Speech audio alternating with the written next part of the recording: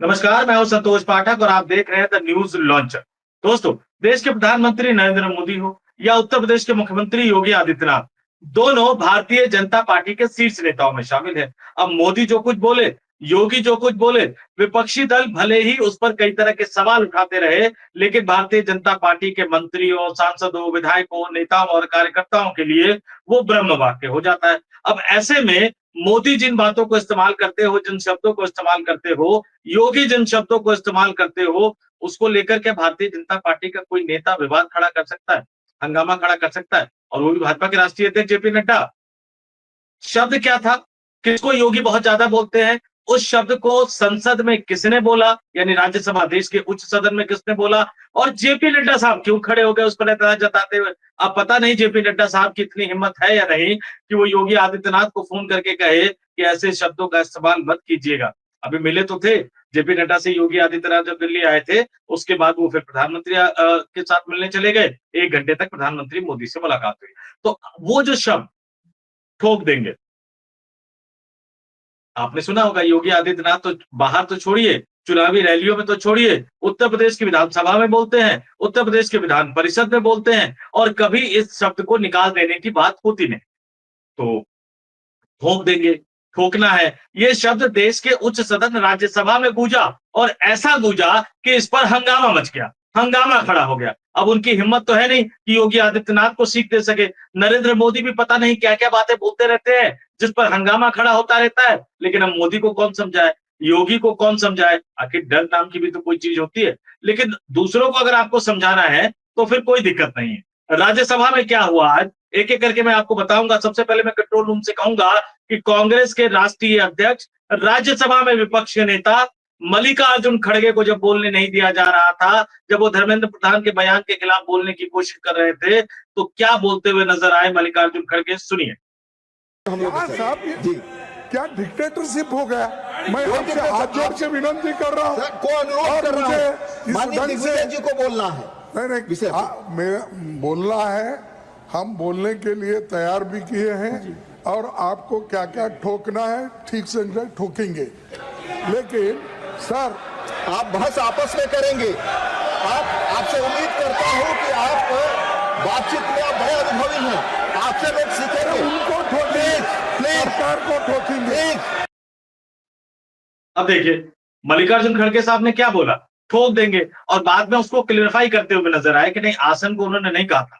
सभापति के आसन पर जो उपसभापति हरिवंश साहब बैठे थे, पत्रकार बिरादरी से आते हैं, बड़े संपादक रहे हुए, जनता दल यूनाइटेड से राज्यसभा सांसद है, लेकिन अचानक उनको समझ आ गया, अरे ये तो मुझे चुनौती दे दी, ये तो मेरे अधिकारों को चुनौती दे दी। तो उन्होंने तुरंत काउंटर किया। खड़गे साहब ने कहा कि नहीं, आपको नहीं बोला, चेयर को आमतौर पर बोलते भी नहीं है, विपक्ष के नेता है, लंबे समय से सांसद रहे हैं, संसदीय प्रक्रियाओं का ज्ञान है खड़गे साहब को, मनमोहन सिंह की सरकार में मंत्री भी रहे हुए।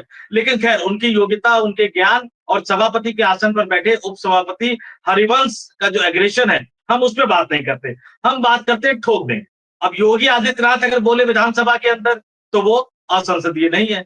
योगी आदित्यनाथ अगर बोले उत्तर प्रदेश के विधान परिषद के अंदर, तो वो असंसदीय नहीं है। विपक्ष के नेता ने राज्यसभा में बोल दिया, और साथ ही ये भी क्लेरिफाई कर दिया कि उन्होंने आसन को लेकर नहीं बोला था, सभापति के आसन को लेकर नहीं बोला था, लेकिन फिर भी इस पर भारतीय जनता पार्टी के सांसदों ने सदन के अंदर हंगामा करना शुरू कर दिया, हंगामा मचा दिया उन्होंने। और यहां तक कि भारतीय जनता पार्टी के वर्तमान राष्ट्रीय अध्यक्ष, जिनको मैं एक्सटेंडेड से भी आगे वाला एक्सटेंडेड कहता हूं, क्योंकि पता नहीं तो अब तक उनका जो कार्यकाल बढ़ाया, किसने बढ़ाया, कैसे बढ़ाया, वो तो मैं अलग से एक लंबी स्टोरी कर चुका हूं न्यूज लॉन्चर पे। तो जेपी नड्डा साहब जाग गए। अब जेपी नड्डा साहब खड़े हुए और वो कहते नजर आए कि नहीं, देखिए क्या बोल दिया, इनको तो माफी मांगनी चाहिए, खेद जताना चाहिए, संसदीय कार्रवाई से इसको निकालना चाहिए। कंट्रोल रूम से कहूंगा कि जेपी नड्डा का बयान सुनाए, क्या कहा उन्होंने राज्यसभा में खड़गे साहब के बयान को लेकर। सुनिए जेपी नड्डा का बयान। सर, बहुत ही दुख की बात है कि आपने अभी लीडर ऑफ द ऑपोजिशन, जो इतने तजुर्बेकार, लंबे समय तक जिन्होंने संसदीय कार्य के रूप में प्रदेश में भी और पार्लियामेंट में भी, लोकसभा में भी और राज्यसभा में जिन्होंने नेतृत्व भी किया और सदस्य के रूप में भी काम किया, अभी जो उन्होंने भाषा का उपयोग किया और चेयर पर स्पर्शन किया है, यह अति निंदनीय है, अति निंदनीय है। one and all, including the LOP, he should condemn and he should apologize. जो शब्द का उपयोग किया है चेयर के प्रति, जो the word and the language used against the chair, it is unpardonable. वो अस्वीकार्य है और वो माफी योग्य नहीं है। फिर भी LOP को माफी मांगनी चाहिए और बताना चाहिए, अपने शब्दों को वापस लेना चाहिए, नहीं तो उसको एक्सपंज करना चाहिए। ये सुना आपने, जेपी नड्डा साहब कह रहे हैं कि जो बोला खड़गे साहब ने यानी LOP ने, विपक्ष के नेता ने, वो माफी मांगने योग्य नहीं है, लेकिन फिर भी माफी मांगनी चाहिए। वो भर्त्सना कर रहे हैं, कह रहे हैं अति निंदनीय है। पता नहीं उत्तर प्रदेश के मुख्यमंत्री योगी आदित्यनाथ को कभी फोन करके उनकी ये बताने की हिम्मत हुई कि नहीं हुई, ये मसला है। और दूसरा देखिए, खड़गे साहब ने अपना बयान देने के साथ ही ये कह दिया था कि मैंने चेयर को नहीं कहा था, सरकार को कहा था। लेकिन तिल का ताड़ बनाते हैं ना कि अगर आप प्रधानमंत्री की आलोचना करेंगे तो कहेंगे ओबीसी का अपमान है, अगर आप जगदीप धनखड़ साहब के व्यवहार की आलोचना करेंगे तो कहा जाता है जाट का अपमान है, अगर आप किसी महिला मंत्री पर सवाल उठाएंगे तो महिलाओं का अपमान हो जाएगा। तो मल्लिकार्जुन खड़गे के बोलने के बावजूद भी जेपी नड्डा ने इस पूरे मसले को एक अलग ही रंग देने की कोशिश की कि नहीं चेयर का अपमान हो गया, जबकि पहले खड़गे साहब ने कह दिया था कि मैंने चेयर को नहीं कहा। और दूसरा सवाल, योगी आदित्यनाथ को कहने की हिम्मत पता नहीं नड्डा साहब में है या नहीं। लेकिन जब ये सारा मामला उठा तो खड़गे यानी मल्लिकार्जुन खड़गे राज्यसभा में विपक्ष के नेता एक बार फिर से खड़े हुए और उन्होंने अपने बयान पर कहा कि आसन पर नहीं कहा था मैंने, अगर फिर भी उनको लगता है कि आसन पर कहा तो मैं माफी मांगता हूं, लेकिन ये माफी सरकार से नहीं मांगूंगा, सरकार को तो मैं घेरता रहूंगा। सुनिए मल्लिकार्जुन खड़गे ने क्या कहा। कंट्रोल रूम से कहूंगा कि वो मल्लिकार्जुन खड़गे का दूसरा बयान आपको सुनवाए, राज्यसभा में हंगामे नजर आ रहे हैं। मैं माफी चाहता हूं, मैं कभी आपके लिए नहीं बोला, मैं सरकार के पॉलिसी को हम ठोकेंगे ये कहा। माफ करना, अगर आपको मेरे बात से अगर ठोस लगी है तो मैं आपसे माफी मांगता हूं, मैं सरकार से नहीं। अरे सुनो, बार बार क्या पुकारते सर।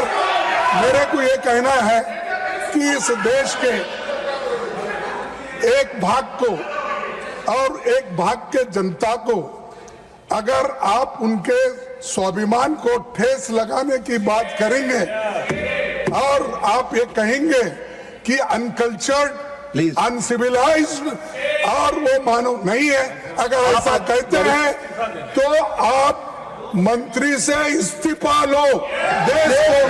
देश को डिवाइड करने की बात कर रहे हैं, देश को तोड़ने की बात कर रहे हैं और देश को डिवाइड करने। I am not allowing that, please. देखा, अब असली मसला आ गया। तमिलनाडु को लेकर जो बयान देश के केंद्रीय शिक्षा मंत्री धर्मेंद्र प्रधान साहब ने दिया, उस बयान को लेकर हंगामा मचा है। मल्लिकार्जुन खड़गे उस बयान के मसले को उठाना चाहते थे, धर्मेंद्र प्रधान के माफी या धर्मेंद्र प्रधान के इस्तीफे की मांग करना चाहते थे। धर्मेंद्र प्रधान साहब शिक्षा मंत्री है, अब बतौर शिक्षा मंत्री उनका काम तो ये होना चाहिए कि वो शिक्षा व्यवस्था को पुख्ता करे। एनसीईआरटी लेकिन किताबें समय पर रिलीज करती नहीं है, लेकिन प्रधान साहब अपने दूसरे मिशन में लगे रहते हैं। अब देखिए, एनटीए एक संस्था बनाई, एग्जाम कभी भी सही तरीके से वो करवा नहीं पाती। पिछली बार कई तरह के सवाल उठे, उसके बाद अब वो एक्सपेरिमेंट करते जा रहे हैं। बोर्ड का एग्जाम भी अब 2 बार होगा।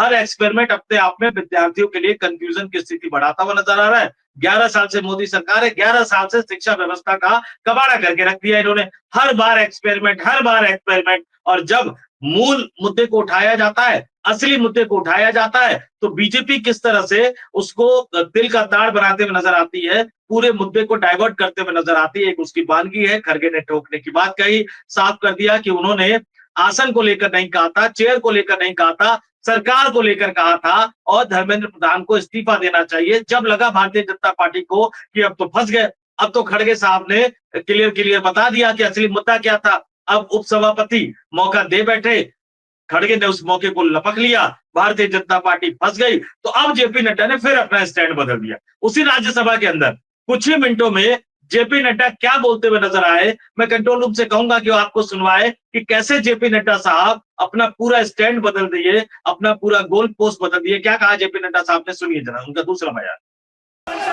विपक्ष के नेता सम्माननीय खड़गे जी ने अपने वक्तव्य को उन्होंने चेयर से माफी मांगी है।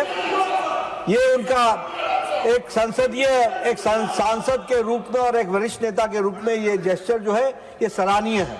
लेकिन उन्होंने जो सरकार के बारे में भी जो शब्दावली बोली है वह भी निंदनीय है और वह भी कार्रवाई से एक्सपेंड होना चाहिए।